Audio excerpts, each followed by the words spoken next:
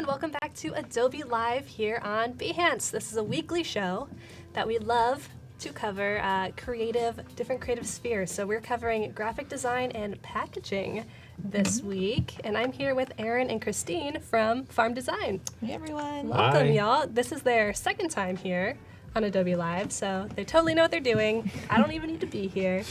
I'm just here to watch and observe. But we do have a couple housekeeping things before we totally dive in. One, we're going to be doing a giveaway in about 30 minutes, so make sure that you are watching on Behance, be.net/live. You could win this fuzzy, adorable Photoshop pillow. It's so tiny and cute. Usually we give away bigger ones, but I'm a fan of this. Does it squeak or anything? It should. Oh, Well, all right, Adobe. Keep our toys too. Yeah, definitely. Next iteration, add a squeaker in there. So make sure you're on Behance and you're logged in with your Adobe ID. If you don't have one yet, they're super easy to make, free. You can use your Facebook or your Gmail login. What's up, Victor? And then we are also running a challenge. So today's challenge is to create a logo for Sustainable Water Bottle Company. So all you have to do is download the template on our challenge tab. It's an Illustrator file. Make your logo and then mock it up on a sustainable water bottle using Adobe Dimension, also known as Project Felix, if you've heard of that. It's a beautiful 3D mock-up tool. If you have a CC subscription, go ahead and download it now so you can start working on it. You have about an hour and a half. Okay, that's enough from me. What's up, you guys? Welcome. excited to be Super here. excited to be here. Yay, cool. So tell Yeah. us about yourselves, because I'm sure a lot of these people have never met you before. Well, I'm Aaron.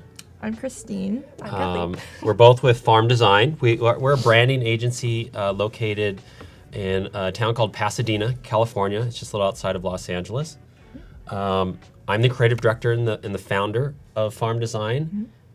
And then Christine is... I'm the art director.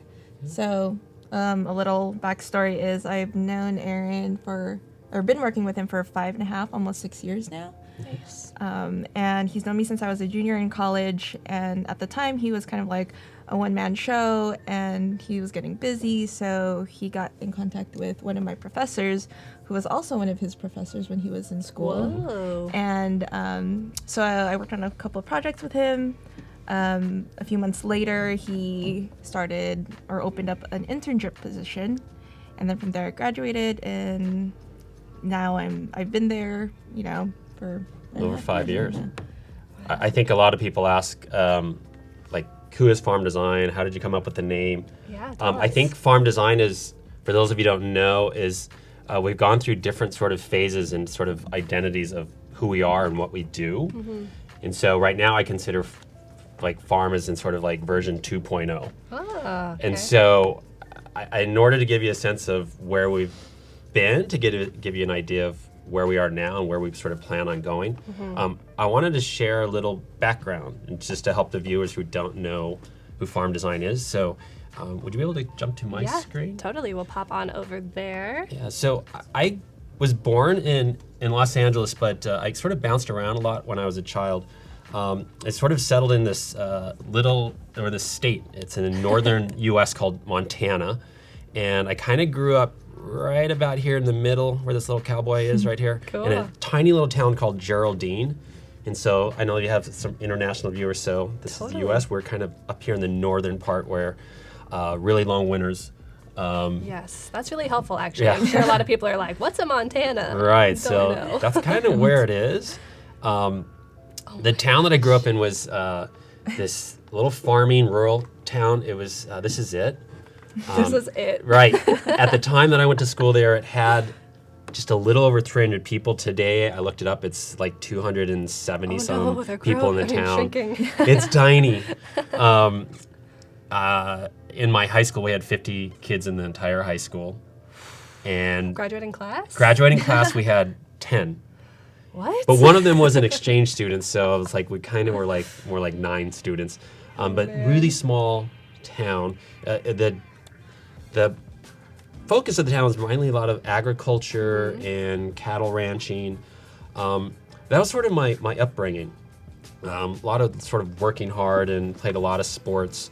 This is my dad. This is where we lived. It's my brother. This is when we were kids. Cool. But sort of, I went to college and I initially studied Domino's. architecture, and I had no idea what graphic design was. Didn't have a clue. And then there was this class right next to the architecture program where all these kids were doing these, like, what I didn't know, like logos. And I always sort of poked my head in, like, what are you guys doing? And one day they were designing pizza boxes. And so it really piqued my interest, so I wanted to learn more. And so that sort of was my first introduction to graphic design, or branding wasn't even a term back then. And so I sort of transferred my major into design. After school, I got a job as a creative director, and I did that for a few years. And then I jumped ship and I started Farm. I started Farm in 2000, and I worked out of my home office, and this is spare bedroom. And so I basically was a solopreneur. I just did everything by myself. I got my own clients and did a lot of logos primarily. So primarily in the action sports industry, because it's what I really loved and was passionate about, skateboarding and motocross. And so I did that for about almost 10 years. Just hammering out design by myself in my home office. And there was sort of like a ceiling that I hit. And so what I realized is that I was just this sort of small plant in a small pot. And so that's when I decided that the business needed to change. And so I actually got an office in Pasadena. I moved out of the home office, and then we got a larger pot. And we have an office where we have a much larger team now. And this is sort of where we go into Farm 2.0, is like we call it. And this is where we really where I have a lot more happiness, and I started to learn a lot of things about working with other people and working with like-minded people who had similar goals and help push each other.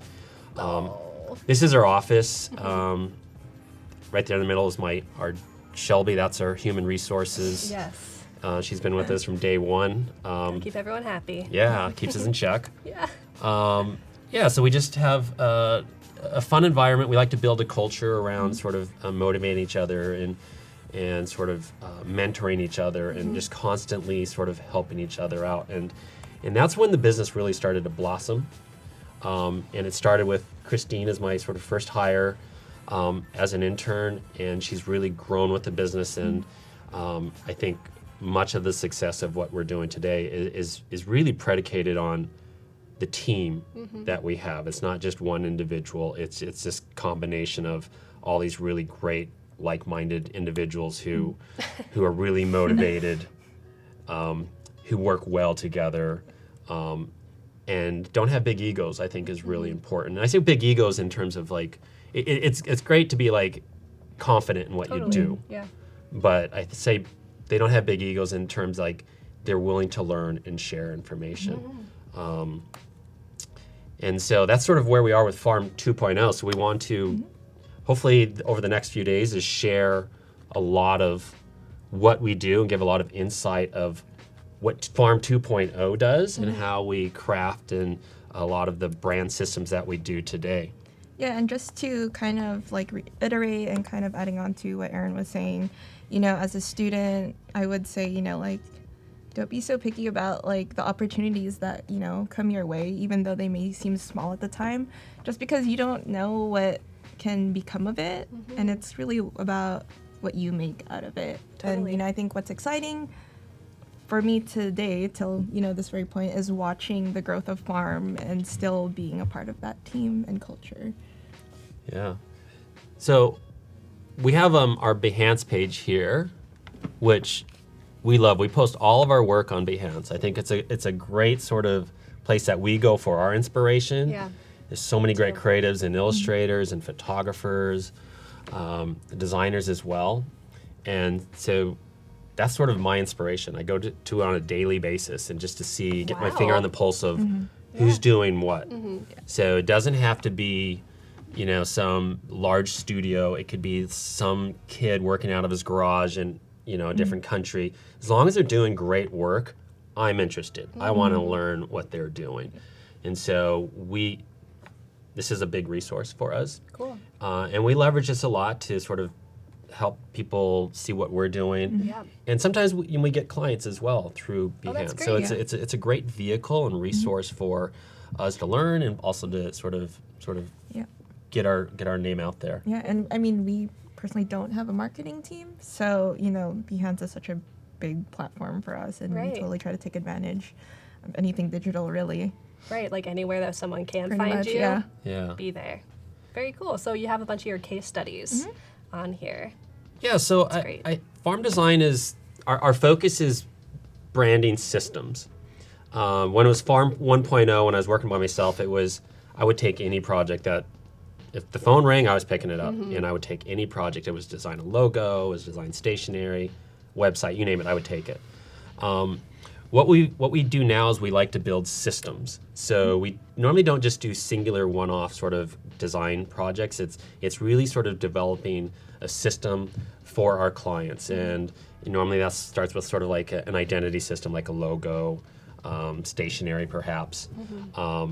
And then that then transcends over into like websites and various touch points like packaging, marketing brochures. And so we like to build these robust systems. So a lot of the stuff we have on our website demonstrate that. And we work in various categories we do a lot of restaurant branding Right. now. And being in Los Angeles, it's just like a mecca of this great food. Totally. And we're all sort of foodies at Farm Design, so we love to eat. I'm hungry. Yeah. Right. But we also do a lot of consumer packaged goods, CPG. Ooh, fancy. Yeah, so we I do. think dabbling into like a few lifestyle ones. Yeah, we do lifestyle branding as well. Yeah. An example of a CPG is Califia. They do sort of natural nut-based beverages. They were a neighbor of ours, and then they found us, and so right now we've been working with them for about 4 years. So Perfect. here's an example of what we do on a consumer packaged goods level. Yeah, it's not just we make this package for you. You show everything. Story and a little bit of the process, a little bit of how we craft brand voice. Yeah, and some context too. Like, Yeah. this is it in the real world. This is why it's valuable. That's awesome. Everyone in chat is like, this is a great story. So inspiring. Many inspiration points. Yes. Agreed. Very cool. So I know we can see you guys posting stuff. So if you guys have questions, we love to answer questions. And Christine and I, we believe in transparency. So we want to share as much information as possible. We want to rub our brain on your guys' brain. Love that. And so if you got any questions, no holds barred, just ask away. Okay. And challenges, we want to be able to sort of demystify anything that you guys might have, because I know we have a lot of students and young designers just trying to find their way. And so I've been around the block a few times. I'm doing this for over 20 years.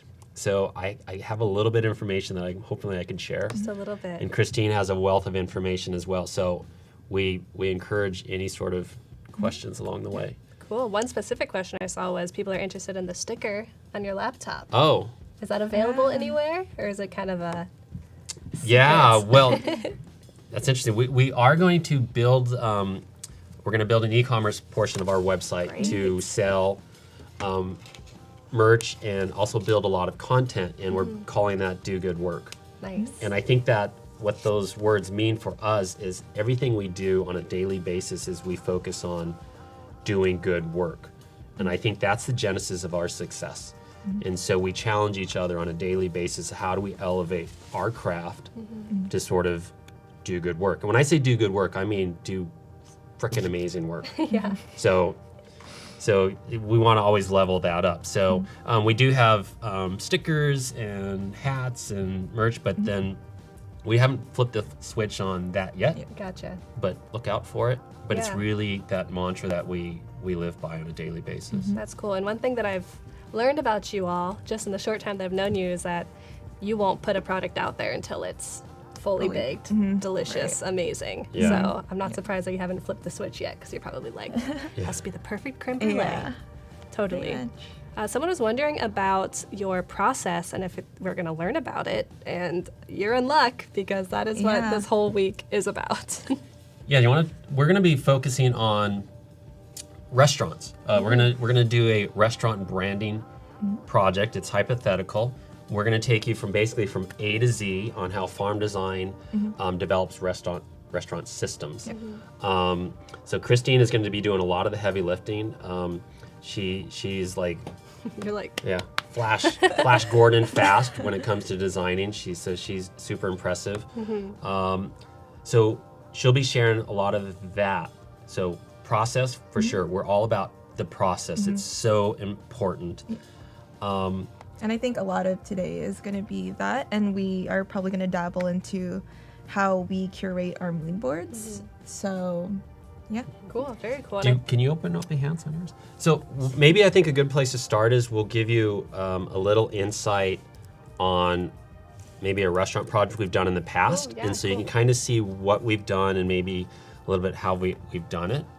So you can find us on farmdesign.net, or you can find all of our work on behance.net under farm design. Perfect. Awesome. And while you're pulling that up, maybe you can answer a question Sure. really quickly. Someone was wondering, how do you try to stay sustainable and smart for the earth in your designs? Is that something that's important to y'all? You know, it's a constant language that you hear. It's like, how do you be sustainable? How do you become eco-friendly? And it is a constant challenge. So I think it's important to us to be thoughtful and to think about what we're crafting and how the impact and the footprint that we leave behind. Yeah. So there's a lot of really, when we're doing print material, you know, we're obviously dealing with some sort of substrate. Yeah. And ideally we want to find that substrate that has recyclable material or something that can be sustainable. Right. But sometimes it's challenging when the client has a different idea. Totally. And so ultimately you can try to sort of encourage them to maybe go a certain direction. But as long as you are conscious of it and you have that sort of mindset, that's where it starts. But ultimately you can't force an agenda on your client if they have a different idea in mind. Right. So That's a good answer. But I think you just have to be conscious of it. Totally. And Jonathan, we're going to be doing the giveaway in about 15 minutes. So stick around very soon. All right. No, you want to go to maybe Juniper Table? Cool. And let's pop over to Christine's screen if we can. Awesome. We're there. Juniper. So Juniper Table was a restaurant in Palm Springs, or is a restaurant in Palm Springs. Like, what happened to it? Yeah, currently a restaurant in Palm Springs. And, you know, they're very heavily Mediterranean-inspired cuisine.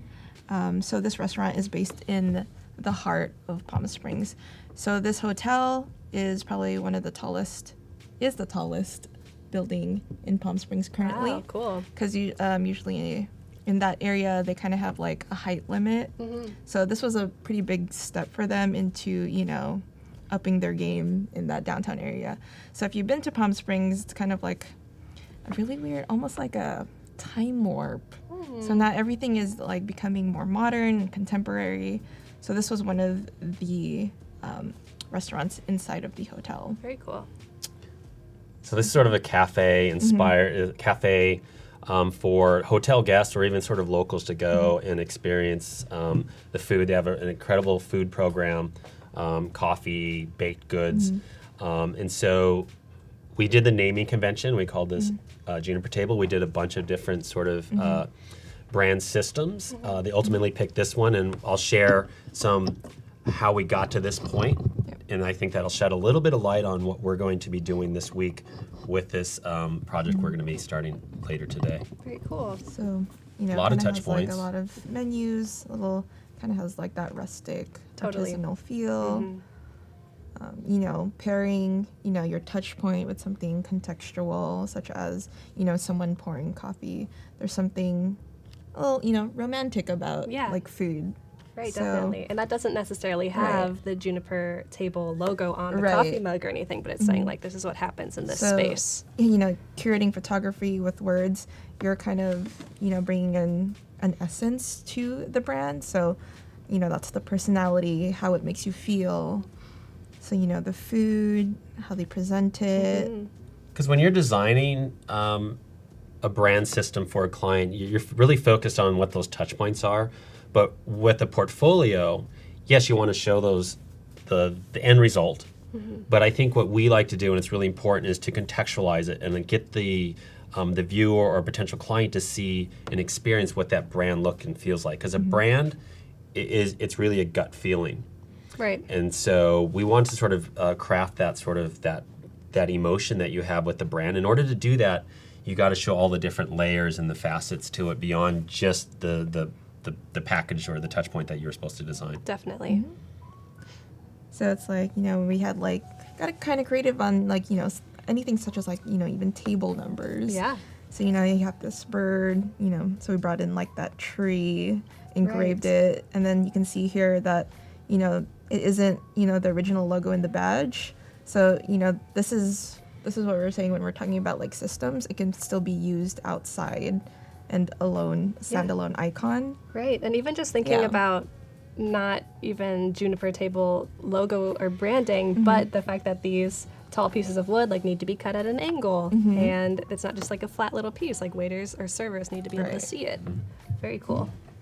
This is kind of what the interior looks like. Wow. I wonder if this vision for this restaurant helped any other restaurants or places that were trying to get modern or move into Palm Springs, if it helped them choose their aesthetic. Yes. Yeah, And- potentially. And that was a big part of the design brief. Is like we're sort of spearheading this sort of what Palm Spring is going to look like moving forward in sort of this renaissance of Palm Yeah, Springs. that's so It cool. does have like a lot of history and heritage, and it has like this really, it has the Brat Pack, the 60s and 70s. There's Very this Art Deco, mid-century Mid-century, modern, rather. Yeah. Right. and so, but how do we pay homage to what it is, but also sort of give it some progression, contemporary, to sort of evolve it? Yeah. And so that, I think that's a big part of it, is like, how do we craft something that sort of inspires other brands and restaurants that pop up in this area? Nice. So aspirational. I love it. And one of the great things when we do restaurants is oftentimes we're working closely with the interior designers and the architects. So we actually get to see the space during the development, sometimes at the inception of it. Sometimes we're sort of midstream, it's already almost done, and we now sort of like need to build a brand and sort of acclimate it to it. Right. This one we got in sort of early stages. That's awesome. This one was about a year we worked on this. Wow. So those are some of the touch points.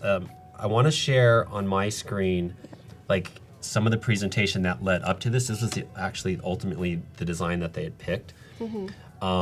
So this was some of the concepts we presented to the client. I think the client was in Texas and one was in Palm Springs. So they didn't come to our office. We did it via sort of a screen share. Sometimes you can use Skype or Google Hangouts. Totally. We like to use GoToMeeting, and so we can speak with our client. We can share a screen. We can see them. So Right. oftentimes we work with clients all over the world. So this one we presented. We like to show multiple concepts. I think this one we did maybe 4 or 6. Cool. So not too many to overwhelm them. But Yeah. We do a lot internally, Yes. and then we filter it down and show the client, the ones that we really feel fit the brief, communicate well. But yeah, if you present too much, you can oftentimes overwhelm a certain client. Some clients like to see a bunch, but you have to be careful with that as Totally. well. So we like to do logo systems. So here's some logos, and you'll notice that we want to see if it works in black and white. Yeah. It's some color, just to kind of get a sense of it. What we're going to be sharing today and the development of our restaurants, we do like to do these things called brandscapes, and this is an example of the brandscape that led up to one of the early concepts. They obviously didn't pick this one, but you'll start to see a lot of the levels and detail in what we like to try to produce, and trying to get that sort of 10,000 foot in the air sort of feeling, that gut feeling if the brand feels right. Yeah. And so we see logos, we see textures, colors. We start to add little sort of elements like illustration styles, type. And then we like to contextualize it sometimes by we'll have like an image of the restaurant if we have it, or we'll find something kind of similar.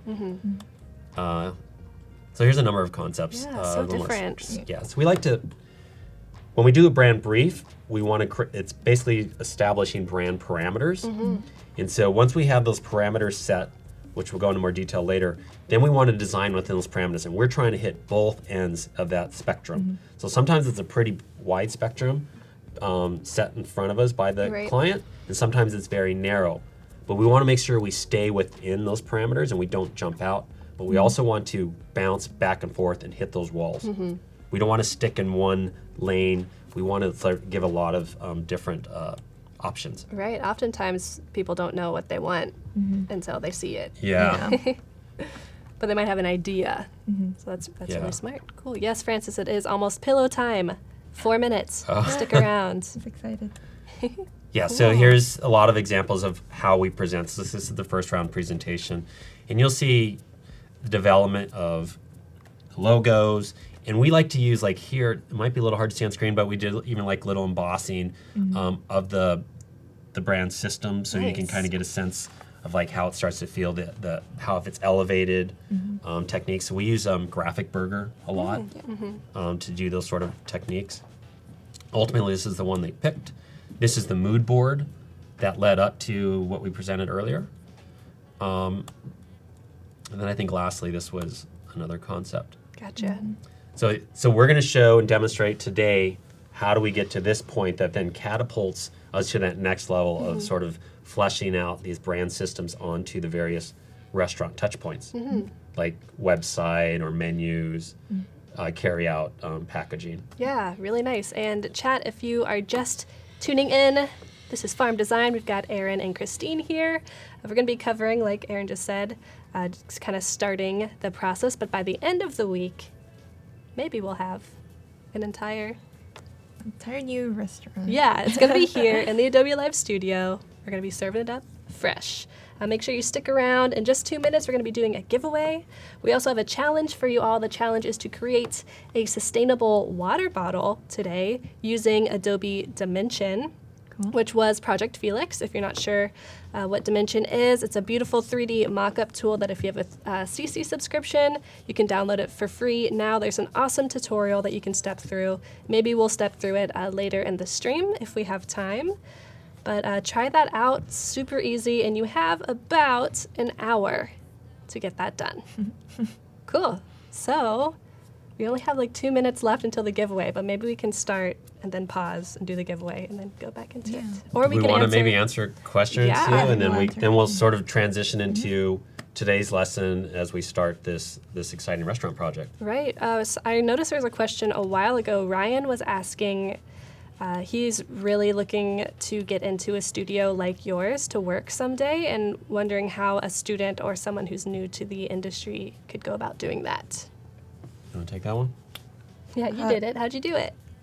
Well, through me, I had like a connection. So, I would say, networking is important. So if you can go to any events, whether it's like AIGA or, talks, even things that are in school, you can also meet even, alumni that came from your school. Totally. It's always good to have that, group and network.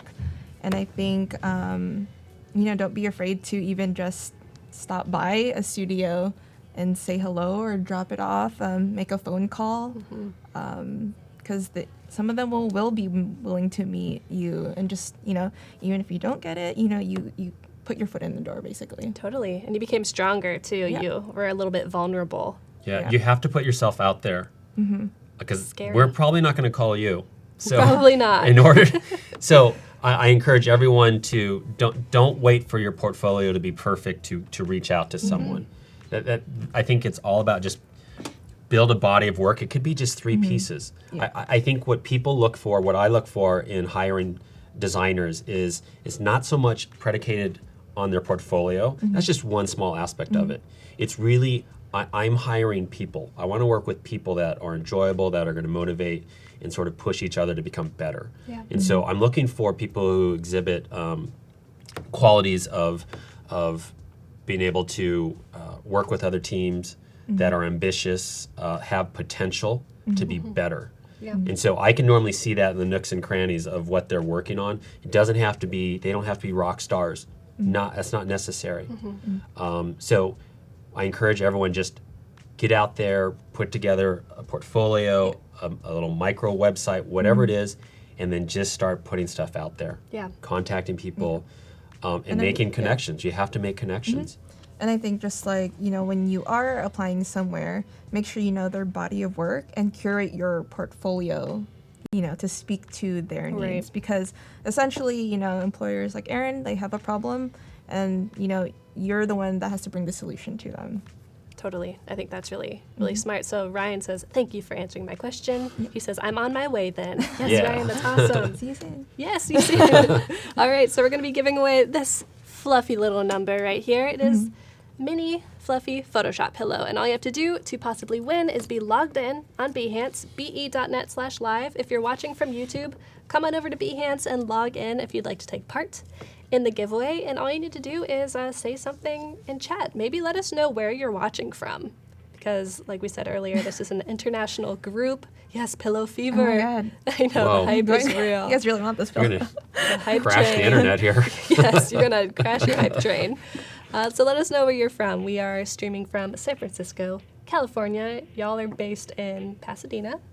Cool. So basically neighbors. Someone's from the Philippines. We've got Montreal, Tampa, Minnesota. Wow. So cool. All right, so we'll run a magical script.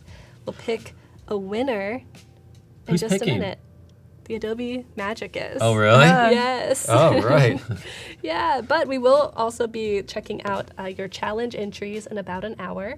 So you will pick the winner Oh, of very that cool. challenge. Yes, you could possibly win a free year of Creative Cloud and have your work featured I'm getting a little dizzy. on looking Adobe at Live. this. I know, don't look too closely. Don't look too It's going so closely. fast. You guys need to see this. We've got other Californians in chat. Awesome. Seattle. Very cool, very cool. All right, Adobe. You got that name going? Sean says, I love farm design. Awesome. Ooh, Wappingers Fall. It's a Whoa, New York. right? I was like, that's a mouthful. The screen is moving so fast. I'm it's trying not like to it's- look at it. It's like, Got like laser beams. I Right. can pick out one line, maybe two. Hello from Farm Creative. Hello. oh. Very cool. All right, so maybe we can. Oh, we have a name. It's particulating into the air. Oh, Da, da, da, da. Would you like to read the name? The winner of the pillow? do we like an envelope that we Is it- open? Like, is it that guy? yeah. Yes, it is that. Patrick Cause. Patrick, you're the winner. KOS, Patrick Koss. Yeah, cool ass name. But you are the winner of this fluffy Photoshop pillow, so make sure. Can I touch it? Oh, you can touch it. Wow. I know. I touch it too. For good luck for Patrick. Keep on the lookout in your Behance messages, Patrick. Adobe Live will be in contact with you. Very cool. Congratulations. Okay, now we can jump in to the work. Okay, so we want to talk about restaurant branding. How do we do it? We want to share our secret sauce. Ooh, I love Yeah. those puns. So I think with anything you do, you need to have a game plan. I would not jump in head first, and because branding, even though it from a distance it looks like, it's all visual. It has to have context. It has to have meaning. It has to have so much more to it than just those pretty pictures. And in order to Totally. do that, what we believe is there has to be a process. And the process can be oftentimes somewhat organic, but at least it sort of creates those little bumpers in the lane, so it sort of keeps you in check. But it's okay to meander a little bit, but you need to have a process. So this is sort of our sort of high-level process on how we start and look at developing a branding system. So the first thing we like to do is obviously we want to get to know our clients and their goals. Like, why are they coming to us? Do they Yeah. have an existing restaurant? Are they starting from scratch? So we want to know all those little nuances. I put such an impetus on getting to know people. So we don't look at it as just a job. We look at it as we're building a relationship Yeah. with individuals. Totally. And so we also want to have a relationship that's very healthy in that we're helping each other succeed. And so getting to know the client is, these projects can typically take 3 to 12 months at least for farm design. And so we have a long relationship. We're sort of in the trenches working with them on every day. And so we want to make sure that we build a relationship. It's so important to keep it like a healthy project moving forward. Very cool. typically within the next part is we want to start to establish some sort of framework and understand what that restaurant is about. So we want to ask a lot of questions, and so we do our brand questionnaires, and part of that brand questionnaire that we ask the client is, we want to understand, what is the background story? Like what is what are you serving? How did you start the restaurant? We want to get as much insight as possible, and that'll help us sort of create that brand voice and that brand essence. And while we're doing this, we're also trying to understand, what those parameters are, because it's really important to manage expectations. And when I say that is I used to just take a client and we just jump right in, and we're all like, high five and let's go. But then without those sort of expectations, understanding what they're looking for, and my expectations of what I'm trying to execute, if you're not in sync, then this thing can get derailed pretty quickly. And I learned this as a young designer. The hard way. Right? And so setting those up front, and so you guys are on the same page, so as you move forward, you can constantly have these checks and balances to make sure that you guys are on course and that you're staying on course. Some of those parameters are, obviously you want to know what the deadlines are, what are key dates that you need to hit. Objective measures. I think a lot of times clients they'll give out information that are somewhat subjective, like, I want a restaurant that's going to be fun, it's going to pop, and it's like, but those are really like subjective sort of comments. Like, how do I design something fun and make it pop? It's like, it's like for everyone, right? It's like different interpretations. So you really want to establish those objective measures, things that you can measure against. Like, I want the restaurant to have a Mediterranean feel. Gotcha. I want to have these sort of touch points. I want to have a menu, and I want to have to-go cups. These things that you can have, like this punch list of, yes, I'm accomplishing this. And so you have to understand the difference between subjective measures and objective measures. We want to have things that we can both parties can say, yes, you've done that. Gotcha. And then, maybe the brand voice and story and essence, that's where the I want it to be fun and to pop, and it's like, okay, what will make that happen in this story? Exactly, great. Number 4, really important, is you really need to understand who your audience is. I think a brand is not what you say it is from the brand side, but what the customer says it from their side. They're the one truly defines what is, especially in restaurants. Like, you just go to Yelp, Exactly. right? Or Instagram, and it's what the consumers are saying. I really enjoyed this. The experience is great. They post images, or on Yelp, they give it stars, they rate it. It's really what they say it is. From the restaurant side, of course they're going to say we make the best, hamburger or falafel, or we're the best. It's like, but really, are they? Yeah. Legally, you cannot say that. Sorry. And I think knowing your audience is super key, just because as designers, we are visual communicators, but I think we shouldn't forget that branding is also about language, voice, crafting all the words, because you need to know how to communicate with them through words as well, and not just pretty pictures. Yeah. So we want to craft something that speaks to the consumer, a dialogue that speaks to the consumer, as opposed to just projecting what the brand is from their side. Right. So you want to marry the two. So it's like you're doing a handshake. Yeah, right. It's like having a good relationship, not only with the brand that you're working with, but also the audience, the brand of the audience. So important. I think we always lean towards a consumer-centric point of view. So we're always taking the side of the consumer before the client. Yeah. But we have to look at both sides. So don't get me wrong. But it's ultimately what the consumer says it is. Heck yeah.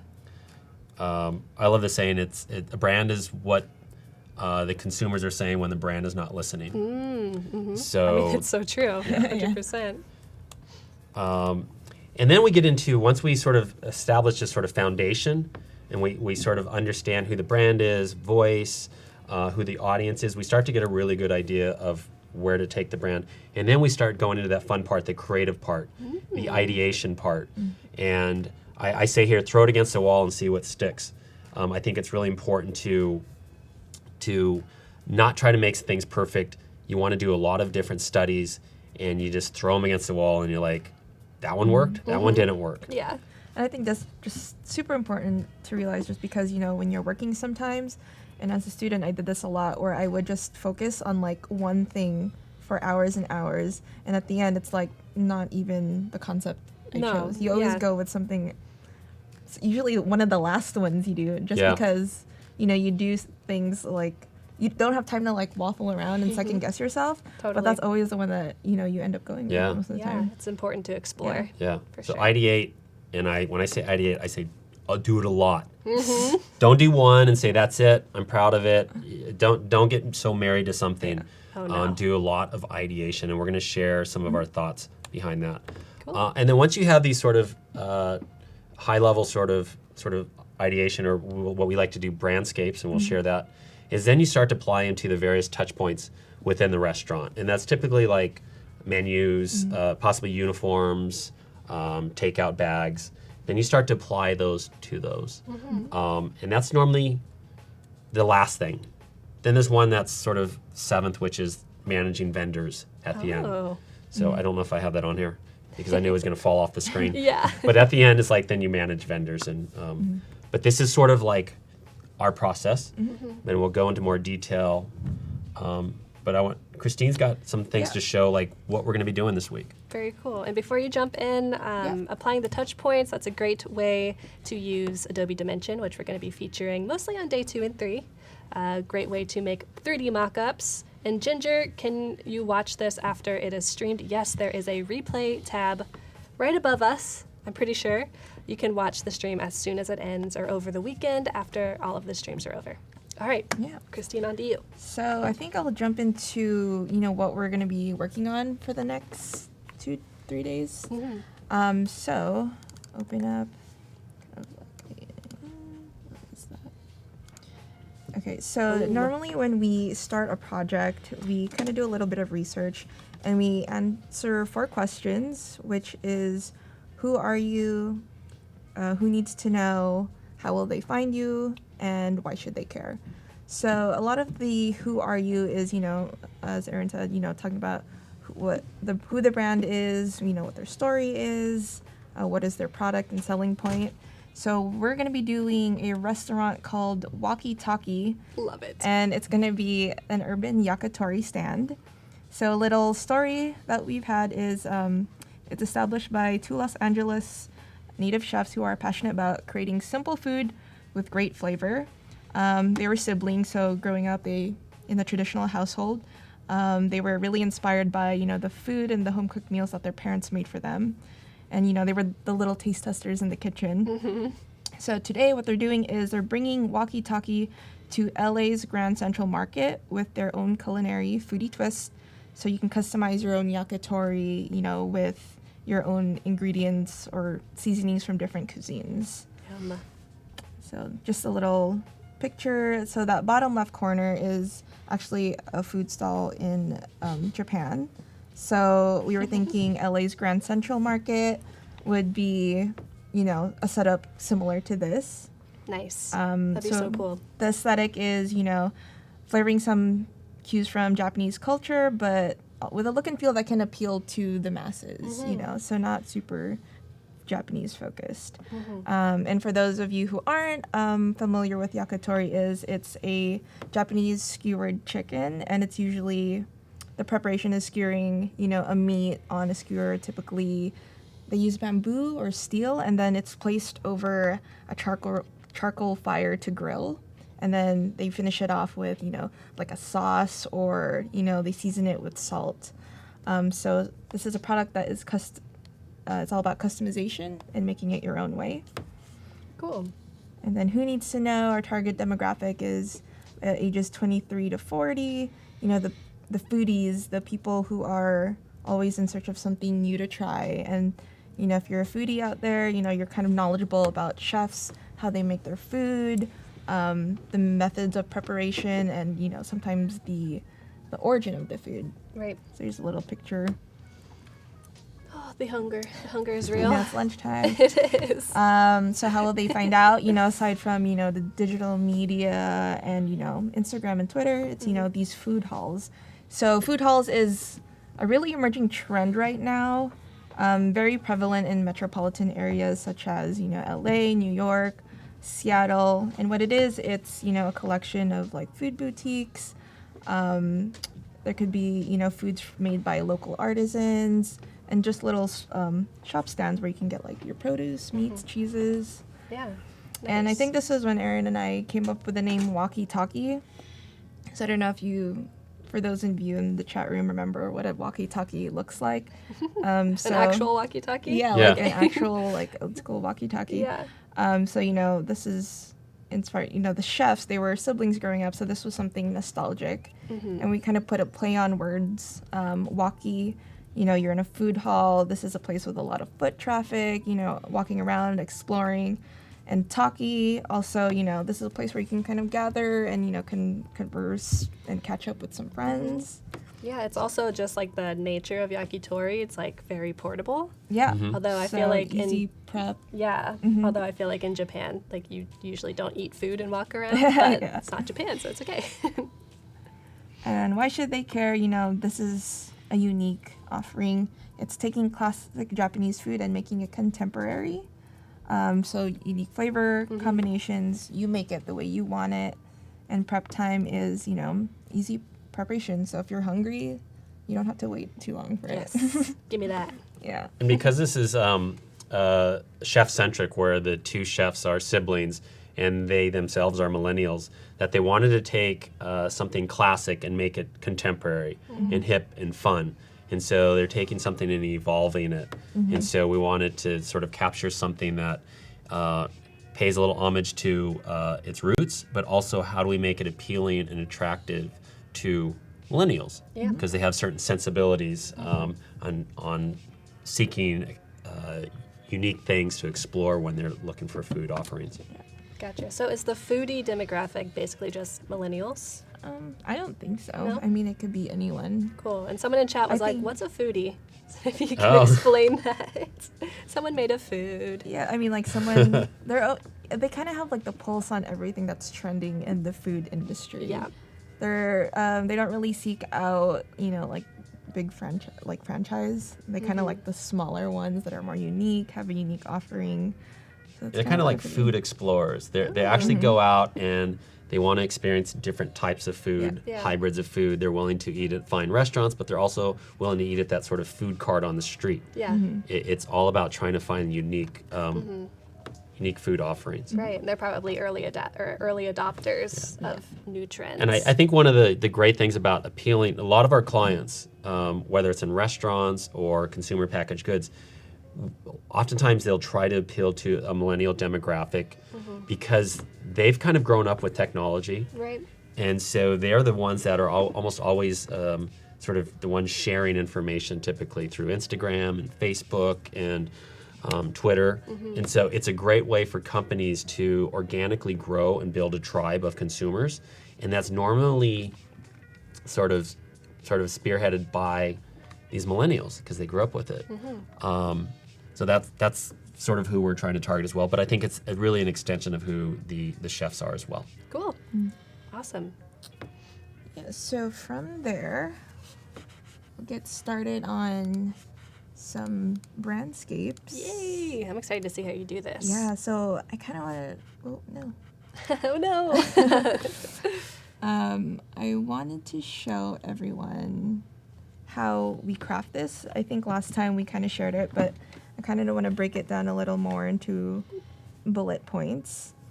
So ideation plus essence equals brandscape. So ideation, you come up with so many ideas.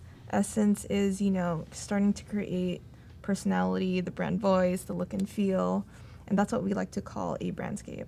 So this is our version of what's usually known as a mood board. Ah. So, this is what a classic mood board looks like. It kind of has this structure, very locked into a grid, and it still works for a lot of things, but I think we, over the years, have kind of like evolved this process.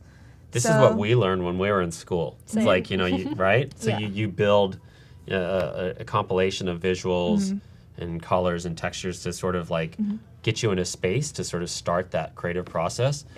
But the mood boards typically look like this. I think it's a pretty good mood Yeah. board. But they're very sort of what I call sort of compartmentalized, where Totally. they're all kind of in their space. Yeah, how do they connect? Right. Yeah.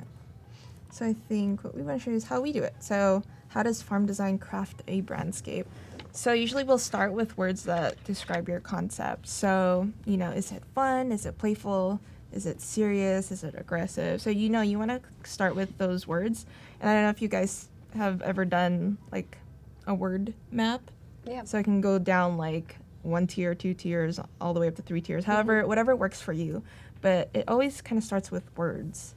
Second, I would say find visuals that associate or support your words. So, you have the word fun. So grab images that you feel are fun and that can, craft the personality of the brand. So you also have to find, typography, colors, certain logo styles, patterns, textures, illustrations. And, all of this can be found objects that are already created on the web. It doesn't necessarily have to be your own when you create a mood board. So anything from, an artist that you like, grab them. Yeah, how do you go about finding this stuff? Do you have a favorite way? Behance, Pinterest? Yeah, I love Behance, Pinterest, Dribble. Google Images. Yeah, Google Images. You really don't need anything special. Yeah. You could even just look through actual print material, find it there. But we're also, when we're trying to find artifacts for our mood boards, we're not necessarily looking for things that are already designed and like what I call fully baked. It's like we're looking for textures. So we're trying to find textures that match the brand guidelines. Or if we're trying to find, there's a color palette that we're looking for. We want to adjust the colors on the images so they sort of start to sync up with the colors that we're trying to, because all those things are really important to sort of start to get this into a certain space. But what we don't try to do is like find things that are already designed and say that's our design because it's already done. No, we're trying to create opportunities. Yeah, that's so cool. Barkley says, I'm legit taking notes right now. This info is so great. Awesome. Get your pencil, get your paper. Or screenshot it. Or screenshot it. Yes, that was actually a really good thing. Please. So, once you've collected, your textures or assets of inspiration, what you want to do is try to create hierarchy and balance. And I'll kind of show you how we do it in the later slides. So start thinking of brand voice, what the brand might sound like. And then, try to uncover potential brand systems that you can integrate when you actually start designing your touch points. So what this mood board will do is it'll become your visual roadmap, or what we like to call also a brand toolbox. Cool. So once you've done a mood board, you can hand it off to, if you're working with a group, other designers, and then they can take that mood board and start applying it and exploring with touch points. So this is an example of a farm brandscape. This was doing baby slings, high-end baby slings. This is real. Yeah, so this is a lifestyle this is brand, and we did maybe 6 different brandscapes. And so this is just an example of a collection of all the things that Christine was just talking about into a brandscape. And so you can start to see a lot of those elements that she was referring to.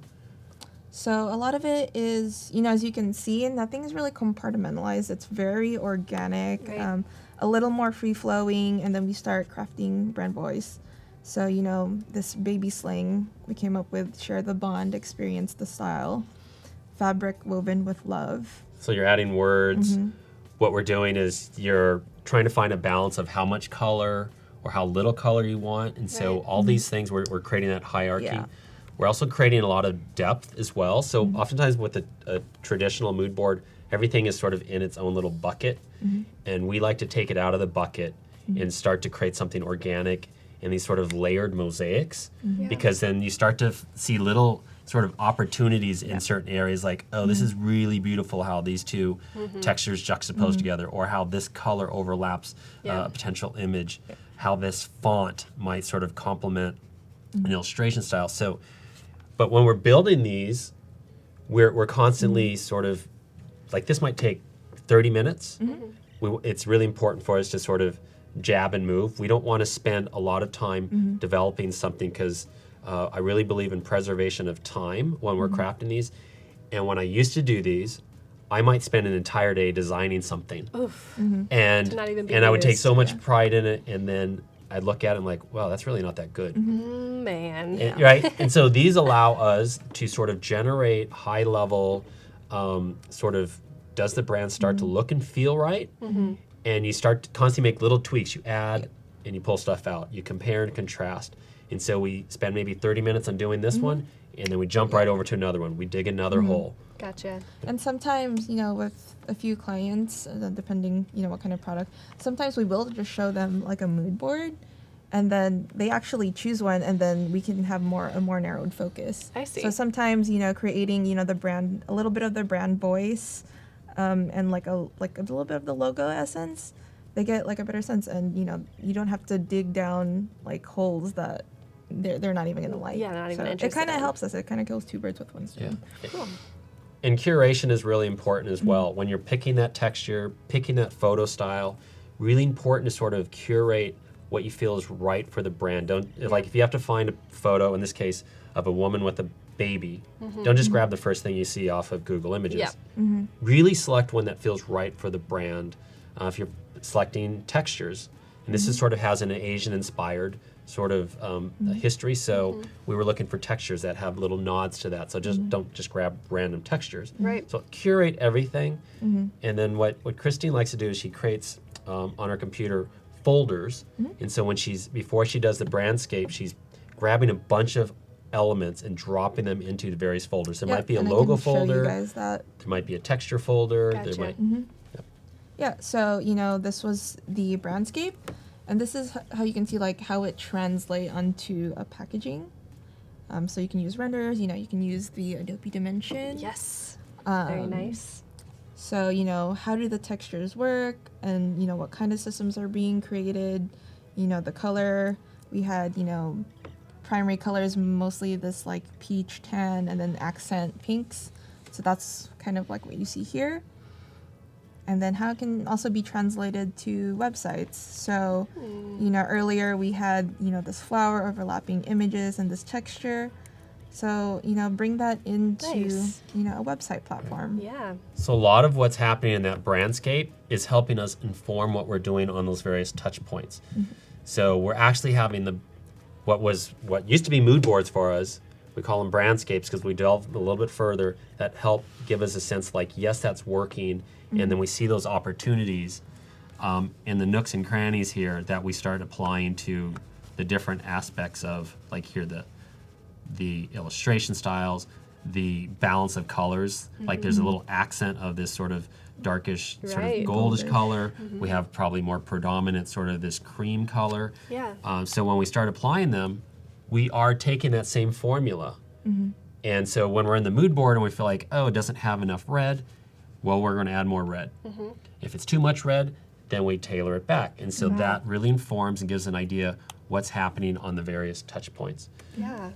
It is so organic, but it's not an accident. Yeah. The way it's designed. That's cool. So this is not a restaurant, but everything we do, whether it's a lifestyle brand, it's consumer packaged goods, it's restaurant, we still take this approach, this process of doing the research, building these brandscapes, and we do little, what we call sprints. Yeah. So like these little 30-minute brandscape boards, and then everyone in the office does it. I was going to ask that. Yeah. So we have a team of 7, and so on a typical project, well, I like to get everyone involved, if time permits, and everyone does these brandscapes because everyone's looking at the research deck as their roadmap, and then everyone is then tasked to do brandscapes because everyone has a slight interpretation Totally. of what that brand questionnaire is, that roadmap. And so I like to see what everyone's interpretation of that is because everyone has different experiences in life. And so, and then we put them up on the board, and we have internal critiques where everyone is like articulating what they see, what they like, what they don't like, and then we narrow it down. And sometimes we'll cherry pick like something really cool on Christine's brandscape, and we're like, it doesn't really work on yours. Maybe if we put it over here on this other designer's mood board. And so we're constantly sort of working together to sort of craft these boards. And then once we get into a nice space, then we go into applying them to touch points. Right, and you say that you like to get everyone involved, and obviously it's just you two physically here, but you've gotten the rest of the team involved. Yeah, we're super collaborative, and I think, internal critiques, everyone, has a voice. And, you know, if you're a student, it's your first job, and, you know, you're sitting at your first internal critique with an agency, I think one thing is, like, don't be afraid to voice your opinion, because Totally. everyone's opinion matters. Right. Yeah. And I was all that to say that you have gotten the rest of the team involved with this Adobe Live event also, Yeah. with some tips and tricks that you might be sprinkling Yeah. in. Very cool. And everyone has different skill sets. You know, Oh, yeah. some have more design experience than others, but others have more strengths. Like I cannot illustrate, but I have this great designer who's an amazing illustrator. So we'll lean on her heavily to like do illustrations. So Christine might be designing a board, and she's like, "Oh, can you design this little mark for me?" And Right. so it's all about a team effort. That's so true. Yeah. Awesome. So, okay, I guess I'll start a mood board for a restaurant. Yay, that's The perfect last- timing. So we're gonna Yeah. start on Walki Talki. 28 And you mentioned, minutes. Kathleen, what I've done, which I think might be fun for everyone here, is we have a team of designers at Farm Design right now. Hopefully they're working and Hello. not on Facebook. No, I can see you. right? But what we did is I wanted everyone in our office to create little tips and tricks. And so we have these little sort of micro sort of lessons that we want to share with everyone here. So periodically, throughout the next 3 days, we're going to normally drop these little nuggets of information or knowledge from, you know, an intern, from a freelancer, From Shelby, from Shelby. She's got Yeah. the and dog. so we'll occasionally share some little tips and tricks. Cool. I'm excited to hear. Yeah. So sometimes it might be related to actual design and technique, and a lot of it might be just sort of mindset sort of techniques, which I think is really important in balancing out. They're here. Oh, are they? They heard you. What's up? I'm design. But I think design is a balance of mindset, having focus, as well as technique. Yeah. So we like to talk a lot about both sides of those. We don't want to just talk about technique. You really have to have a strong mindset. You have to have a passion. So we like to balance those things out a lot. Yeah. So we'll share a lot of our sort of how we like to think. Cool. Levi says farm fam. Yeah. Farm fam. Cool. So earlier, you know, I was talking about, you know, gathering inspiration. So I like to create folders, and when I create folders, I like to usually do like color, illustration, logo inspiration. Can you show like Yep. that whole bucket and something? See. Yeah, so I can do like, So within that folder, you start to see she sort of grabbed a bunch of stuff. Cute. so, you know, pulling different styles. And then- So that folder was graphic illustrations, and So then this is like, you know, some logo inspiration that I liked. Textures. Yep, different textures or patterns. Very nice. And speaking of that, there was a new update for Adobe Capture CC. I don't know if you chat know about it. It's a mobile app, but you can take pictures of textures and then put them in Dimension and drop them on your objects. Pretty cool. so what are those Okay. ones? So this is just like some photography. This is kind of like the traditional stands that are the streets of Japan. You know, like vintage photos and, Love you that know, neon things sign. that are modern. So like a lot of neon signs. You know, in Japan they have like tons and tons of like colors. So I think this was something fun that we can kind of incorporate Yeah. maybe into the design. So yeah, so I'll start, you know, pulling a few things Okay. on the board and start crafting something. But if you'll notice, what Christine's done is like, my dad he was a farmer, so he worked with his hands a lot, and you've probably heard this, is like when you're cutting something, you measure twice, cut once. So what you'll notice is we do our due diligence to sort of set up the front end. So we're not jumping into creative and we're like pulling artifacts as we're going. Right. You can do that when you're looking for something specific down the road. But it's really important to have that game plan, have that roadmap, set up everything up front, have it ready for you. And so then you have all sort of these playing pieces, these design playing pieces ready, accessible for you to work. You're going to be way more efficient with your design with proper planning. Yeah, definitely. And like giving your brain less problems to solve on the fly. Can you make that as big as? Oh, you're still looking at the. Yeah, I'm still. Oh, okay. I'm used to working with two screens. So. I So- know. Yeah. So, I've noticed like on the side of my board, I usually like having the words that I pulled from my inspiration. So something honest, approachable, fun, and playful. And I just like having that on the side just to remind myself every time I like stray away from something. And I'm like, pull the reins back in and, focus on these words again. Totally. Ooh, so how'd you just do that? I did a Command 7 to do a mask. Perfect. I love masks in Illustrator. Yeah. So helpful. And yeah, chat, if you have any questions, please feel free to ask them. Kathy wants to know, do you make those folders for every new project you work on? I do. Lots of folders. It seems very like organized. a lot of work, but you know what? You can easily navigate things a lot quicker instead of having everything on just like one folder. Oh yeah, especially with these screenshots that like aren't named Yeah. So in it any can be convention. So you can see she's making really quick moves. We try not to think too hard initially. It's okay to make mistakes. We're looking for opportunities. So we're not designing it per se. We want to sort of get the plain pieces on the board initially. So for us, it's more about quantity versus quality at this first stage. Right. Focus on, we're trying to get high level, big picture, not the details.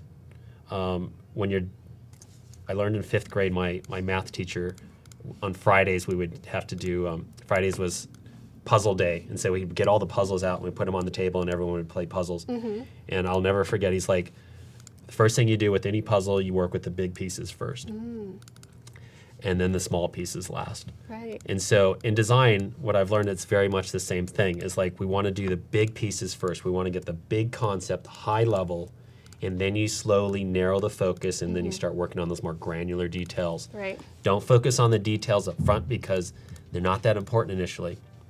At the end, the details is what really sort of makes it work. Right. But that's towards the latter part.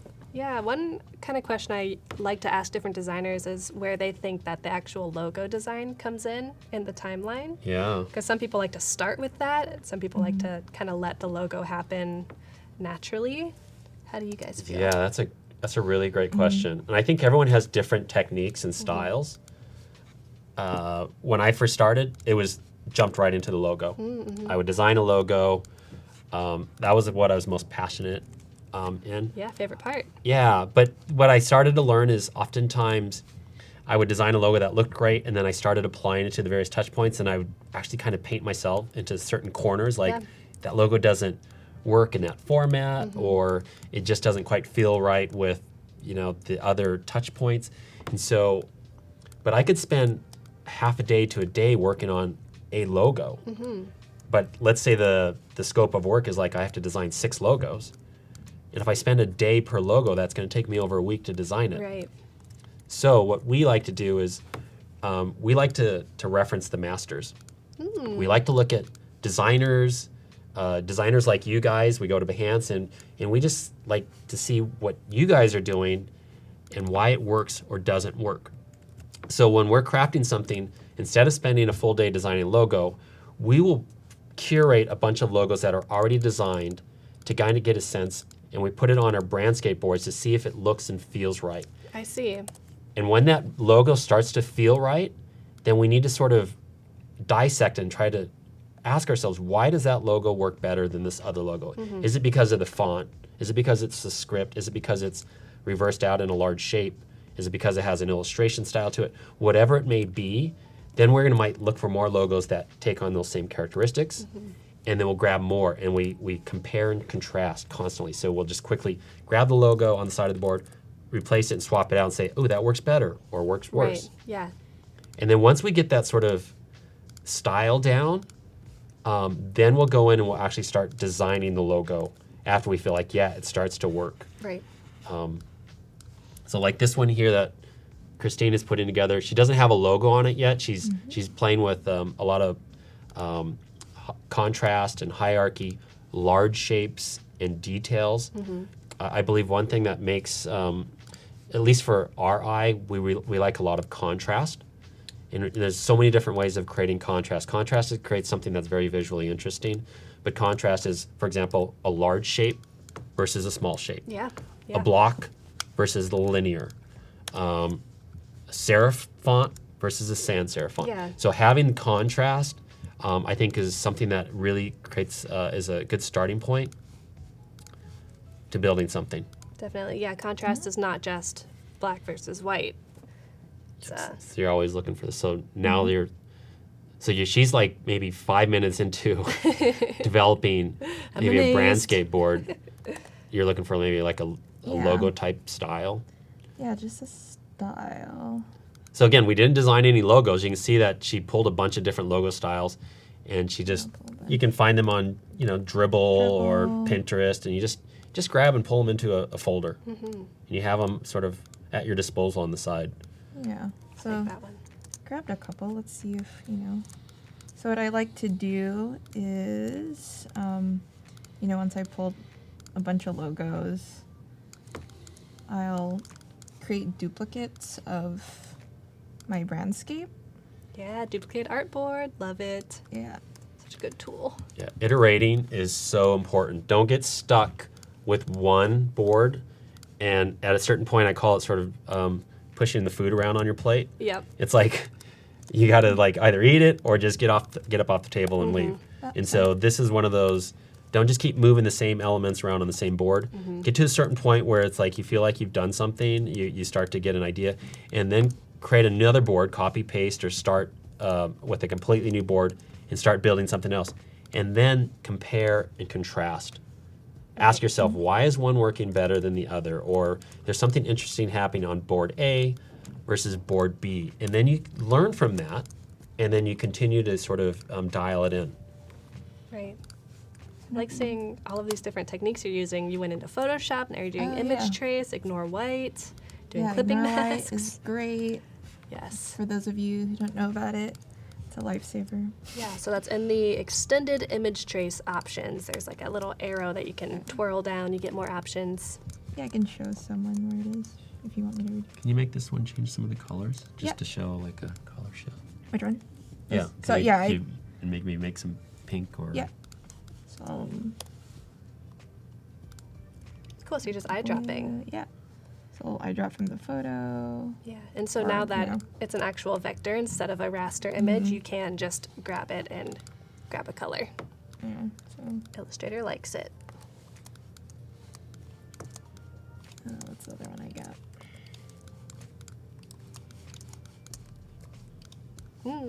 Camilla's saying that's curious. Logo first. So yeah, you could do logo first, or that's what Aaron was saying that he learned in school. But sometimes that's not the right. Some path. designers, clients will go to them because of their specific style, and so their style might be really predicated on their logo, and so that makes perfect sense. Like they can start with that, whereas we have different clients, from large clients to small clients.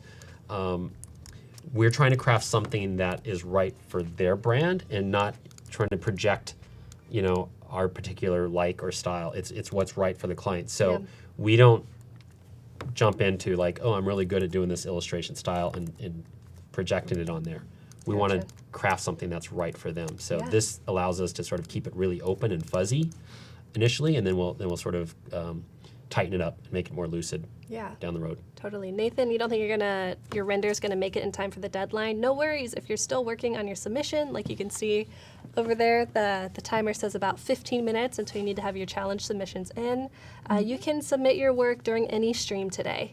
The last stream is from 3 to 5, and then tomorrow's challenge will be totally different. So if you're working, make sure you get it in at least during the 3 to 5 stream. But earlier, if you can. We have some awesome submissions so far. I'm excited to look through A them. little bit lighter. Like that. Oh yeah. Sure. This color's pretty good. So is this how you usually work, that you're actually like here watching, or is it more everyone will do their brandscapes? No, I think He leaves us alone for that part. yeah, it would be really He lets us do what pretty we stressful do. if I'm like Yeah. standing over their shoulder Like you are right now? No, I think initially to sort of guide certain designers through our process, I'm very much involved, especially like interns or designers right out of school. Yeah. We'll spend a lot of time, Christine and I will sort of sit next to them and guide them through our techniques. Right. And then we step back and let them do their thing. And we encourage to make mistakes. So feel comfortable. And if they come up with something that is more interesting, they have techniques that work for them, by all means, we want them to do what works for them. It doesn't have to be like, this is very strict rules. Right. We don't believe that. If there's something that works greater, then teach us. Yeah. And then the rest of the staff wants to like implement that if we Right. feel it works for our process. Yeah. But if it's going down a path that it's like, oh, maybe it's not quite getting there, then we'll sort of like, what if we did this? There's many different ways of accomplishing the same thing. And so I don't want to tell everyone how to do it. I want to help guide them. And if they know something, I want them to teach me. That's cool. I think it's really great that you're transparent about that. Like, make mistakes, please. Oh yeah, you have to make mistakes. A lot of people they're so focused on trying to get it just right. Yeah. And so worried about, what is my teacher going to think or what is the client going to think? I say the way you learn is through mistakes. And I think when you open it up to making mistakes, that's when you normally create things that are way more creative than if you try to control it too much and stay too safe.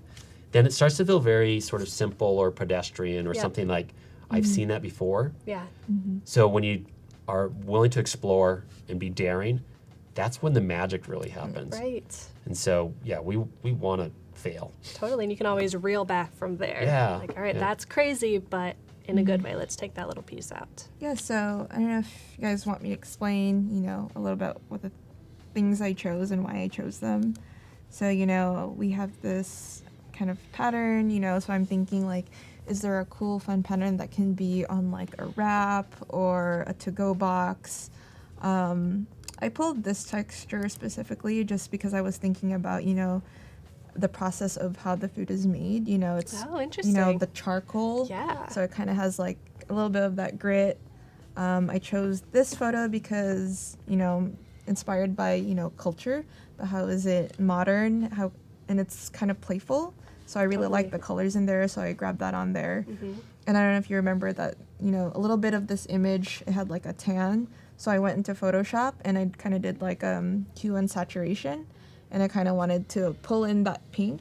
So I think this is when, bringing in balance comes into play. Yeah, can you put another color block over here in pink? Sure. Eyedropper magic. Yeah. And so the mood boards, we're kind of designing them as well. We're creating balance and counterbalance, hierarchy, contrast, a lot of these real fundamental. So then I also pulled like this map texture. So I didn't really want it to be maybe it's not super prominent, maybe it's more of like a textural thing. Right. But it's kind of like a map. I like the idea of the map and how, this is street food. So maybe and it's going to be in Grand Central Market. So maybe there's an illustration of the outline of Grand Central Market and where all the food places Cool, are. yeah. And then, so maybe that brings in that urban street aspect. Totally, especially because these actual booths are located like in little alleys and you kind of just wander into them. So, and if you're a foodie, you're gonna, explore. So this is kind of like your map to guide you. Oh man. And then here, I was playing with iterations. So I know that blue kind of vibrates on that pink a little, but that's okay because then now does it work or does it does it work? Doesn't it work? Try taking that out and swapping it out, just the background. Yeah.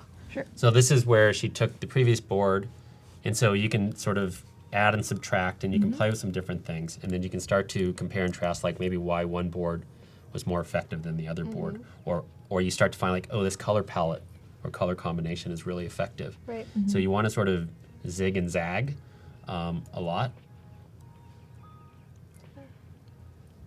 Do that big swash. Do that one. Throw that one on there.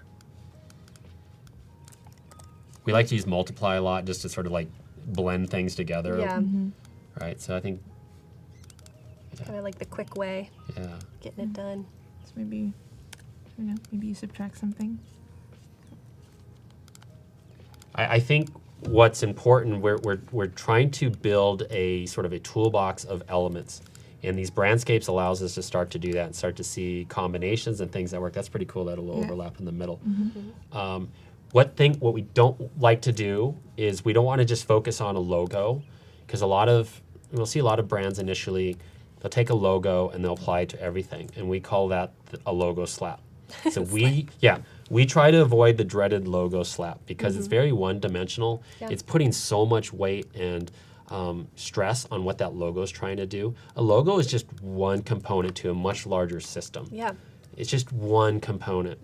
We want to build a complexity and depth to the entire brand, and that's telling stories. And so, like, she has the map here of the streets. That starts to tell, like, sort of a food what do you call it? Street food type story. Yeah. And sometimes she'll also do these little contextual things. Here we have, like, she has an image of the exterior of another store. Maybe if you, so adding contextual images helps as well. Sometimes you'll add food to this, assuming this is a restaurant. Right. And that'll sort of help give it some shape as well. And so maybe. Yeah, throw some yakitori on. So giving elements, contextualizing it to help give it some space. So, you know, we're probably not going to use that image anywhere in the brand necessarily, but it helps the board start to take some shape and give it personality. Right. So I think also, you know, creating, if you do throw in photography, make sure it's a photography that has, you know, a certain type of style or the way it's edited, because then that'll set the tone for the rest of photography styling that you'll be doing. Yeah, definitely. So as you can see, like, you know, Erin told me to subtract a few things and swap out a few things, and you can see how different it could feel by just swapping out a couple of things. I really, like, they don't feel like the same place. Yeah. I mean, they do, but totally different kind of flavors. You want to do something like here. a bigger pivot somewhere, maybe Yeah. delete some more. And Sure, I'll swap out a few things. That's so yeah, cool. so she's going to kind of create 3 or 4 brandscapes. They're kind of in the same iteration, but you start to see how by swapping some of these elements out that it changes the look and the feel and the tonality of it. Yeah. And then we can sort of identify if one's working better than the next. Yeah, I'm really inspired, Christine, by your just willingness to be like, I'm going to try this. It really shows that you are in an environment that's like, this does not have to be right, because we don't really know what right is at the moment. So cool. sure. And Carlos was wondering, yes, Carlos, you can watch him on YouTube, the replays, but we also have a replay tab right above us on Behance that you can click on, watch the replays of the earlier stream today, or you can watch this replay as soon as the stream's over in about 40 minutes, or you can wait till the weekend or Friday and watch them all. Watch like 12 hours of Adobe Live. While Christine's working on that, can we do like a tip?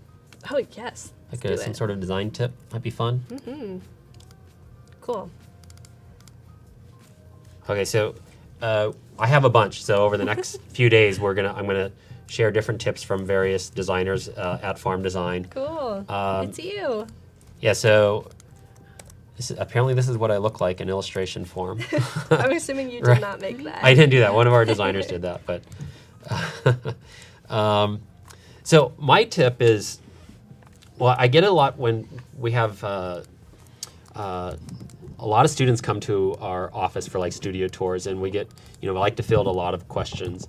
And a question I get a lot is from students is like, how do you get information? How do you learn? And the thing that I always think of is like, sometimes I don't really think I know that much, and there's so much more that I can learn. But I think through the course and the path that I take in life, I think as long as you pay attention, you're going to learn something. So, and it seems so obvious, it seems so simple, but sometimes when you're not paying attention, you're not looking for things, you can miss a lot of things. You can miss a lot of opportunities and lessons in life. A good example of is, for example, if your boyfriend or girlfriend or a coworker says, I'm thinking about getting a dog, and I'm thinking about getting a pug. And you're like, oh, what's a pug? And then so they share like, oh, it's like this, wrinkly, fuzzy dog. They're really kind of cute or ugly, however you want to look at it. Yeah, very polarizing dog. And all of a sudden, you start to see pugs everywhere. everywhere, right? Yes. And it's not Thank like goodness. it's not like all of a sudden there's like More. pugs, right, more pugs. They've been there all along. It's just that now you're more privy to it. And so that whole notion of paying attention in life, it's sort of the very same thing. 'Cause your brain is like a big filter device. And so you're bombarded with all this information and stimulation on a daily basis. Oh, yeah. And so if your brain had to process everything that is coming into it, you would go mad. You go crazy. So it's really just this great filtering device. And so what you need to do is you need to tell your brain what you want to filter out and what you want to come in. So if you make a conscious effort of, I want to learn more about design, or I want to try to become happier in life, or I want to, whatever it may be, if it's important to you and you have a goal and a focus, your brain actually starts to look for those things, those cues that will help guide you through life. And so I say, pay attention in life, whether it's design, it's relationships, it's money. If it's important to you, you're going to sort of gather that information when you weren't aware of it, but it's really sort of focus on it. Yeah, I think that's so true. I actually did this recently. We recently did kind of a crash course in Illustrator, very beginning tips in Illustrator. And one of the things that I did was walking home from the train station, I would look at all of the signs that were on shop fronts or on billboards and think, like, how would I make this in Illustrator? Or like, was this made in Illustrator? Probably.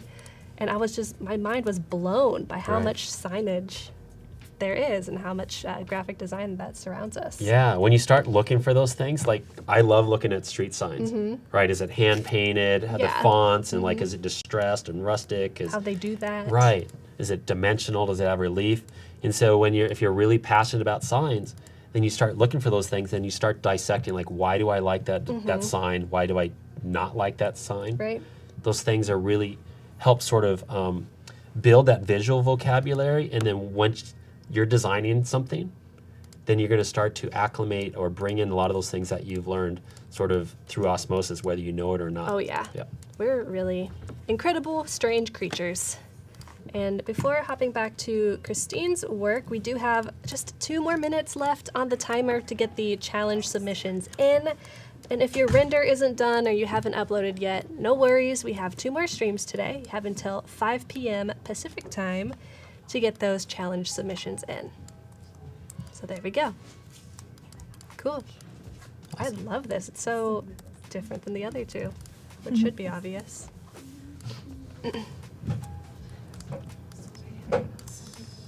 Can you try one with like a different color palette? Yep. So maybe some of these colors shift out to Yeah. another area. Cool. Yeah, transgressor, we are incredible strange creatures indeed. Deo says, the stream so far in the info farm has been sharing is maybe the best classroom style stream yet. The real world advice is helpful at any level. Thank you both. Oh, awesome. Thank you, Deo. That's really sweet. Yeah, chat, let us know if you have any thoughts on the stream or questions. We're going to be looking at challenge submissions probably in about 5 minutes. I'll get them all open and we can look at them and critique them a bit. But then we have a little bit of time to finish up after that and answer more questions. Yeah, so if you guys have any questions, ask away. Christine, I'd love to be able to answer any questions you have.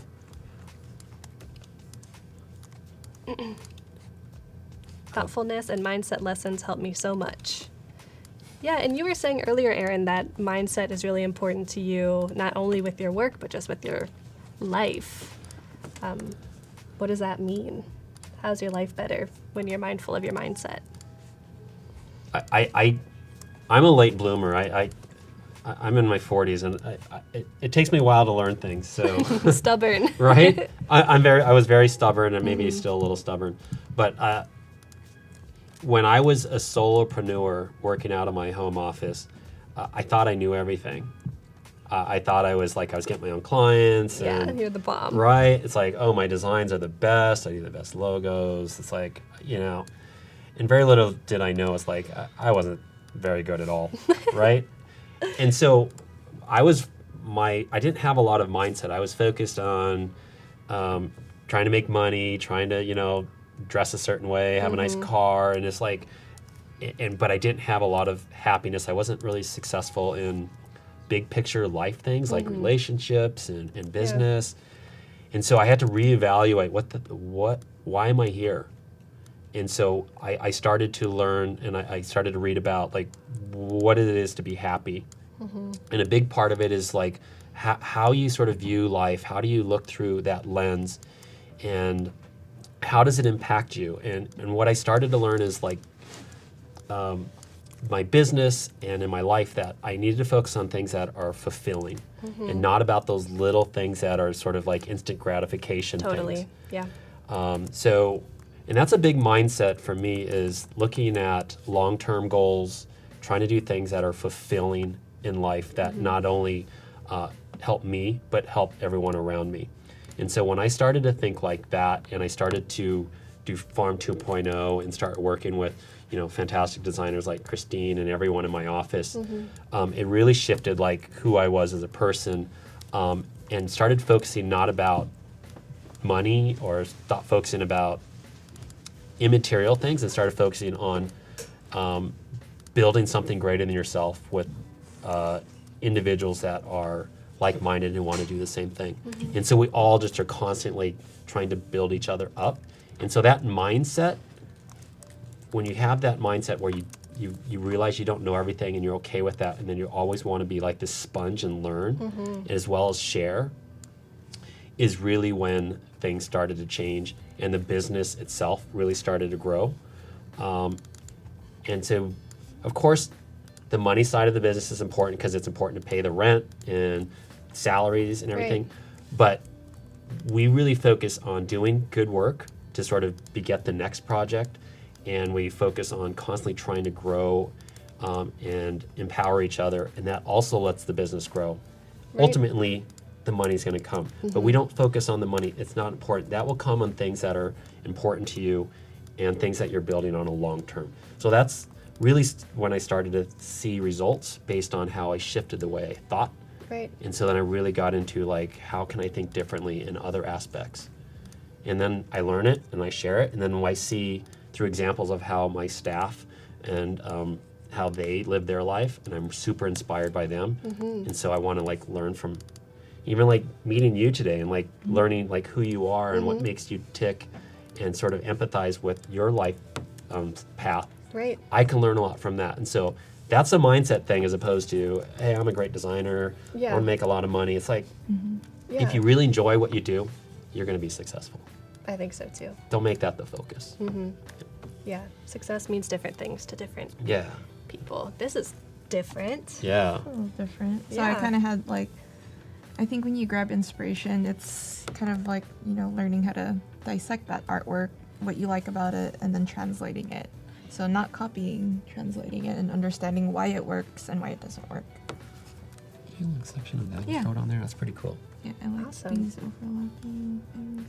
So Christine's been working on some brandscapes. I think then we normally, the entire staff is sort of working on these various brandscapes.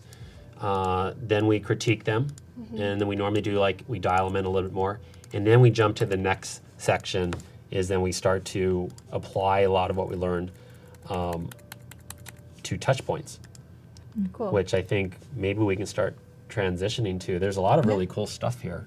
You Yeah. wanna Yeah, so I can show you like the range from what I started with, and then collaborating with Aaron. He had ideas, so be open to other people's ideas as well, because sometimes we limit ourselves. So if you listen to others and just give it a try, you'll probably uncover something that, or go to a place that you would have never gone before.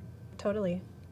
And then is this your kind of ultimate landing place, or is it just one of the options? One of the options. So we usually do like a group critique, Yeah. and then say like, oh, well, we'll go this way. Very cool.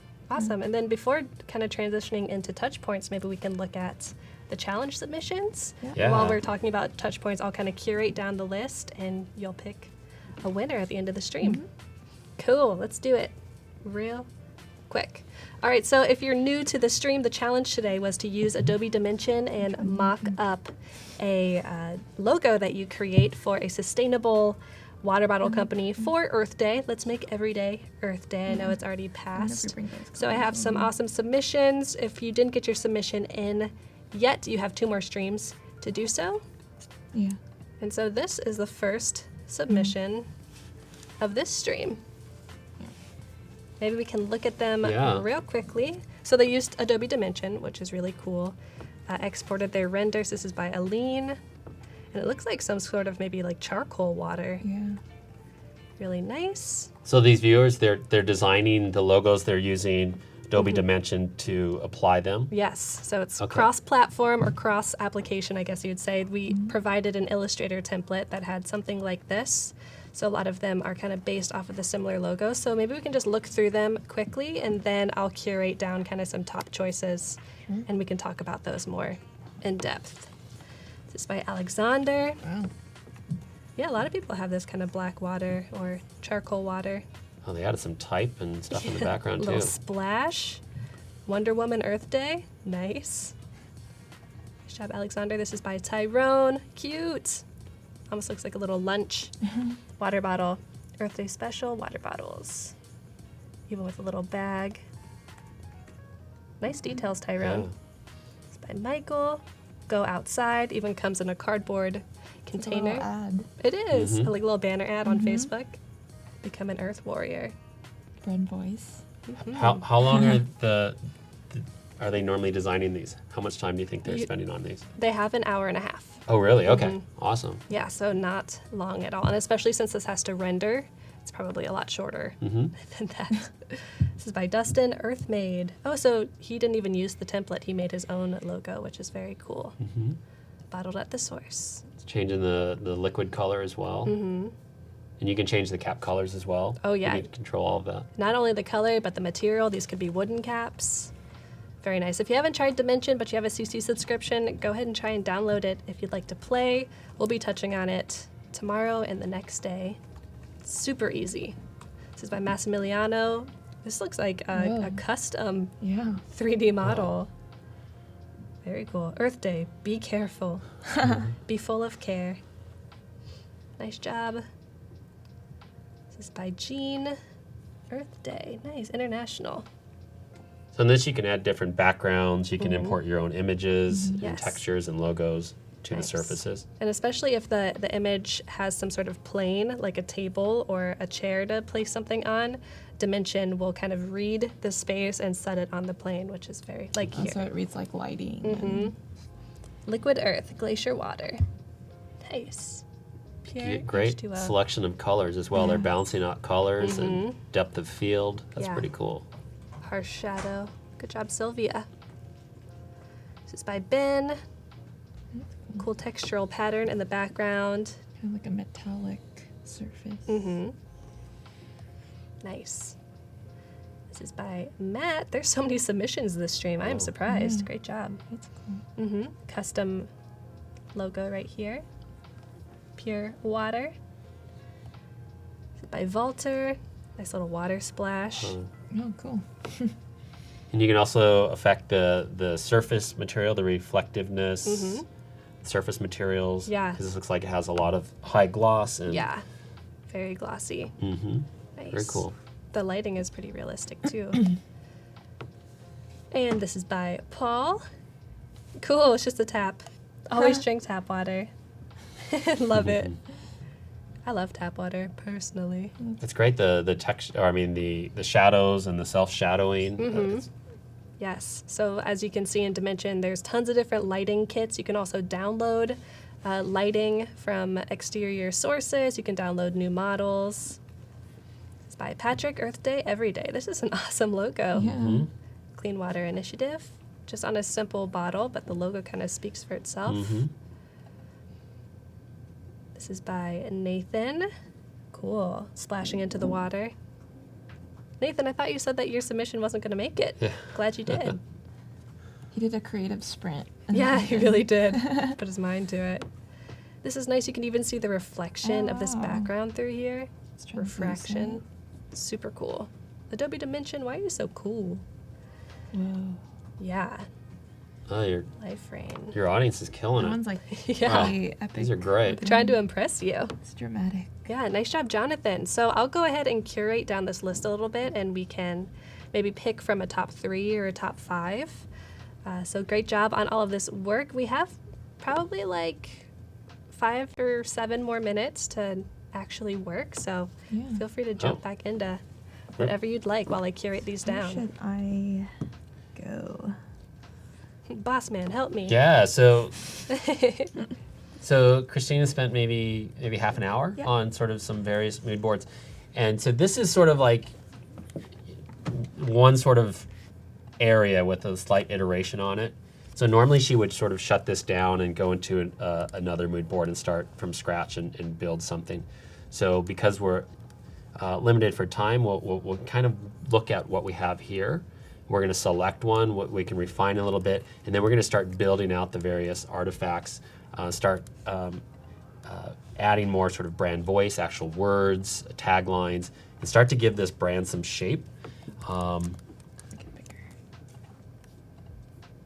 So it's interesting. I'm wondering what the audience thinks. Is there if this is A, B, C, D? I can put like a little. Right. Yes. So I kind of like the fun colors. There's something sort of unique and quirky. I think it would be somewhat disruptive in this space. I'm kind of liking some of these interesting colors. It's fun.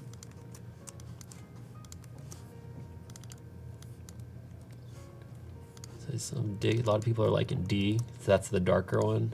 Yeah, I'm kind of trying to think of like which one would make me the hungriest, or like Yeah, look having the most like appetizing. yeah, it's really Like important that like sort an of flavor appeal, appeal taste is really appeal. important with food. Yeah, like I think I like how D looks the most, but maybe C looks the most delicious to me. Victor saying D pops out to him. Someone said E. Haha. Wait, You don't like any of them? Oh, Stephanie. Ouch. some C's in there. A and D Cool. seem most well to be H. HIJKLMNOP. So we have a little bit of everything. We don't Yeah. see very many A's in here. Oh, There's a few. someone with no name said A. So let's try something. What if we pick one, and then I think logos. We can start looking at logos. Maybe we swap out some logos, Sure. and you can kind of get some quick references if a certain logo style works better than another. And then I think we can start throwing stuff against the wall and see what starts sticking on some touch points. I just open up like Dribble or Pinterest or something. Yeah, we have some logos. Here, let me see what I have. I don't remember. I don't think I went through all of them. Victor says D. Okay, Victor, we hear you. So something, where is this restaurant? So it's a hypothetical project, but we're thinking that it would be in a food hall. The one that we were inspired by, there's one in downtown Los Angeles, Grand Central Market. There's a lot of different food offerings, from chicken sandwiches to eggs and Thai food, and so I think this sort of concept would sort of fit in there nicely. Maybe there's like a. Ooh, Dustin, that's a good point. D seems kind of murky, doesn't really make me think of food. Okay. Yeah, I feel kind of the same way, but I like it the most. Yeah, I mean, there's different approaches that you could have something that evokes a certain feeling, a hunger appeal. There's also, you can focus more on the brand side, that if it captures a certain look and aesthetic that takes you to a place, like sometimes colors will do that. So like the pinks and the blues, that they're not natural colors when they come to food, but it starts to build maybe something that's unique and maybe disruptive in the space that stand out. Yeah. So there's another sort of food for thought in terms of like what direction you want to go. I think it's important to, you don't always want to be disruptive, but you do kind of want to stand out in Yeah. a way. You don't want to sort of blend in this sort of, especially in these food halls, there's just so many options. There's just so much eye candy. Right. How do you sort of contrast against that? So I think there has to be a certain level of disruption. Right. And Yale was wondering, so these logos are made by yourself? This is So- just inspiration. So this is just inspiration. So as I had said earlier, you can grab things that are already made, but you have to understand why you like it and why you feel like it's working, so that you can translate it, interpret it into your own way, Right. so that you're not copying it. Yeah, like you would never take these logos and be like, Yeah. here's your logo, client. Right. So I don't know if you have any- Zoom in on D for me. So I'm not sure if I quite get a sense of the secondary color. Maybe if we get a little more secondary Sure. color pop, and maybe that secondary color can be something that has a little more contrast, or something that's maybe not so natural, because we have a lot of sort of natural colors. Yeah. So let me And make then one. I'd like to maybe we like swap out the logo 3 Sure. times, and just so Yeah. people can see maybe a logo style. Sure. And then from that, we'll then start throwing stuff against touch points to see what works. I love this. You're even making like a I'm making a presentation. yes. So Yeah, like its own sort of means like branding. the accent color. So if we do that orange, like want to see more of that orange somewhere. Yeah. Can I share a tip from someone else in our Please do. staff while she's sort of setting that up? Yeah. Oh, Levi was in chat. Cool. Yeah, Levi. So Levi's a pretty cool cat. He's 18 years old. He graduated high school 2 years early. What? Yeah, exactly. And he's so he's a Maybe sophomore in geniuses. college, and this is a good example. He had been reaching out to us for almost 6-8 months, and I would always get like an email from Levi. Like every 2 or 3 months, I get an email, and I get so many emails of like people who are interested in working and interning, and there's a certain persistence that Levi had that made him stand out. He had an interesting story, and then one day he showed up to our office, and he rung the front door, and Yeah. someone ran down there. He said he had a resume to hand off, so he handed off the resume. I was headed into a meeting, so I didn't have time to meet him, but there's something about his tenacity that piqued my interest, and so I just wanted to meet him. So I said, just come in tomorrow, and so Levi came in, and I just wanted to know who he was. Yeah. And so we met, and he told me his story, and he just he said, I'll get coffee, I'll sweep the floors, I'll do whatever. Wow. And so there's something about that. And I'm not looking for someone to sweep our floors or get her coffee, but there's something about his mindset that, he's really hungry and wants to learn. And so we made a space for him. And he comes in every day, and he's really ambitious, and he contributes every day. So this is Levi. So his tip is break the rules. And so I get this a lot from like students. It's like, can you break rules? What's the protocol? What's the rule breaking protocol? Right. And I think absolutely we love breaking the rules. But first, you have to know the rules. Oh yes, especially for graphic design. So I think creativity really happens when you're sort of zigging when everyone else is zagging. Sag on them. Right? Yeah, for sure. And so, but I think before you do that, you have to understand what the rules are and what the context of, what you're doing design-wise. You're doing page layout or web. You need to know the foundational elements. And then once you know those, then you have license to then sort of like start taking baby steps Yeah. beyond that. Yeah.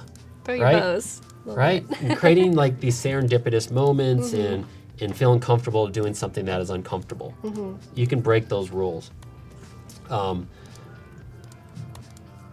Why is it okay? I think there's this Oh. designer. I'm not sure if many of you know him, but when I was in school, there was this creative, his name is David Carson. He was very sort of revolutionary in what he did at the time. He was an editorial designer, and he was the epitome of breaking rules when I was in school, and I looked up to him. I'm a surfer, so I would always buy Surfer magazine. I was into music, and he was the art director for Surfer magazine, and then he transitioned to this music magazine called Ray Gun. And so here's some of his designs Wow. where you can clearly see this guy's breaking rules. Oh yeah. But Wild. if you dissect it, you can start to see that they all have really fundamental aspects to it. There's clear Right. contrast and there's structure. Total. And then he's taken what he's learned and he's sort of deconstructing it and doing it in a different way. So even though these initially look like chaos, there's a lot of sort of balance and resolution to what he does. Yeah. Even here on like Raygun, like I love how he takes the sort of the barcode and he integrates that as part of the design. Why not? And the type, instead of just left justifying it, put it in the corner, he has like this one big column that he's tracked out. Like he's just totally bastardizing the tracking of it, but it is so ridiculously cool. Yeah. I can look at this for days. It's art. But this is a good example of breaking the rules. But I guarantee David Carson, he started out putting everything in a grid, in columns, and doing it by the rules. And then he started breaking them. Yeah. And that's what made him stand out. You have to have like an intimate knowledge of those rules before you know how to break them, I think, sufficiently or successfully to have that layout within the chaos. So we have like 4 minutes left until the stream ends. No matter what we're doing, it will end. So we have to pick a winner. Look at these final options for the challenge, and Yes. then maybe we can just wrap up real quick what Christine's Yeah. doing and maybe what we're going to do That tomorrow. one. So these are the top, I think, 5 options. We like this one because it had this cool refraction in the background.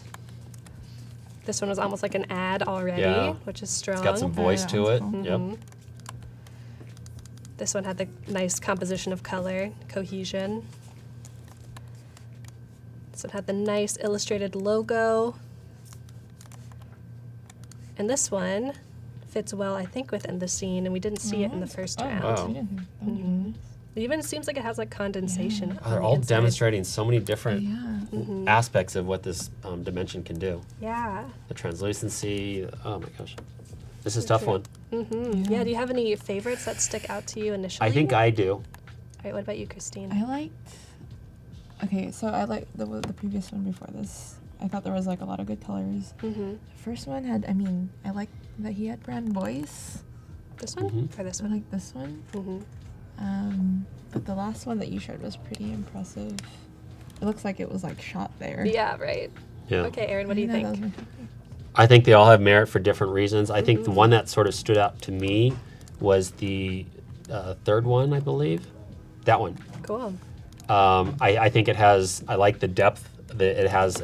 It's sitting on a surface in the foreground. Right. There's certain simplicity. There's a nice subtle contrast between the bottle and the background. Yeah. There's this sort of depth of field and the balance and what I like to call flavoring of color. There's these colors in the background that I see he's pulling onto the bottle. Right. So to me, compositionally, it's pretty cool. Awesome. It's the bottle's not perfectly centered also. So there's Yeah. I think they're thinking about a lot of things. Little bit of So as interest simple as there. that one, that's kind of my favorite. But I Okay. think all of them have merit in different ways. Right. It seems like that was in both of your top options. So let's go with Sylvia McCrory's Yeah. awesome dimension and Job, Sylvia. graphic design. Yeah, nice job, Sylvia. So if you've never won one of the challenges previously, you have just won a free year of Creative Cloud and had your work featured on Adobe Live. So great job. Be sure to submit for the next challenges in the next stream. And we have like a minute and a half. Yeah. Okay. So. Want do to you- jump to this, and so this will set up what we're going to So I- transition to tomorrow. So I did a couple more iterations. I think I saw a lot of like D's, and a lot of you like the color of A's. So I went through cool. this iteration, lightening it a little bit, and I found this other photo which I thought was really cool. So it's taking on some of the characteristics of what D was. I swapped out the logo. I stayed with something maybe. Something that speaks simple and honest. So nothing pretentious. The signage on the left for the colors, it kind of has like a 3 or 2 tone. So you got blues and pinks. And then I had this like little graphic with brand voice. Down here in the middle. Inspired by, the verticality of, the signages that we saw in the other photo.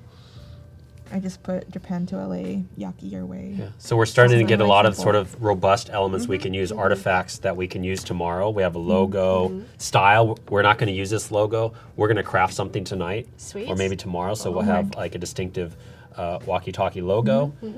We have maybe some illustrations we can play with. We have textures with this that kind of reminds us of that sort of charcoal. Yeah. We have some colors, and we got some integration of brand voice. And we'll develop this further. Cool. But this is the start. So this is a Perfect. perfect transition into what we'll do tomorrow. Awesome. So this has been Christine and Aaron from Farm Design. You guys will be back tomorrow from 11 to 1. And we've got Chris coming up next with Christine. So Chris and Christine. All right, thanks everyone. Awesome. Stick around. Thank you, Aaron and Christine. Right, Yes, cool. bye guys.